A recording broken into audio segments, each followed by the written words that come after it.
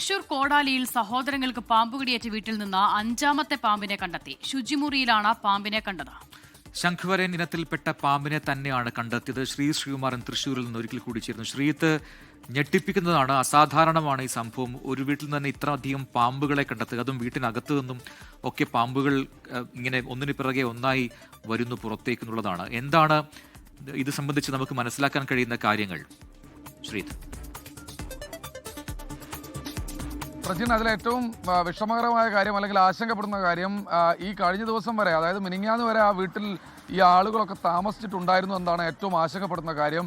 എന്തായാലും ഇന്നലെയാണ് ഒരു വൈകുന്നേരത്തോടുകൂടി നാലാമത്തെ പാമ്പിനെ കിടപ്പുമുറിയിൽ നിന്ന്, ഈ കുട്ടികൾ കിടന്നിരുന്ന അതേ പ്രദേശത്ത് നിന്ന് കട്ടിലിനടിയിൽ നിന്നാണ് കണ്ടെത്തിയിരിക്കുന്നത്. ഇതുകൂടാതെ അതിനുശേഷം സർപ്പ ടീം അംഗങ്ങൾ ആ പ്രദേശത്ത് വന്ന് പരിശോധന നടത്തി. വനംവകുപ്പിൻ്റെ ഉദ്യോഗസ്ഥർ വന്ന് പരിശോധന നടത്തി.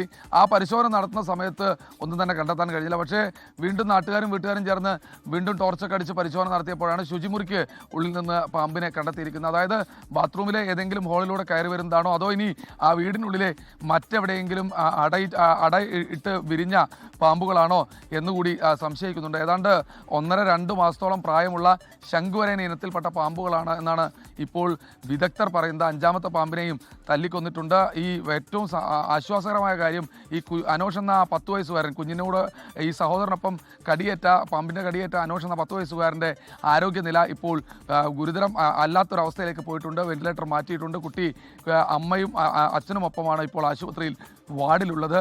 എന്തായാലും വളരെ സങ്കടകരമായ കാര്യമാണ് ഈ കോടാലിയിലെ വീട്ടിൽ നടക്കുന്നത്. ശരി, ശ്രീകുമാരനാണ് വിവരങ്ങൾ നൽകിയത്. ഞെട്ടിപ്പിക്കുന്ന വാർത്തയാണ് അവിടെ നിന്ന് വരുന്നത്. കോടാലിയിലെ അതേ വീട്ടിൽ നിന്ന് അഞ്ചാമത്തെ പാമ്പിനെയാണ് ഇപ്പോൾ കണ്ടെത്തിയിരിക്കുന്നത്.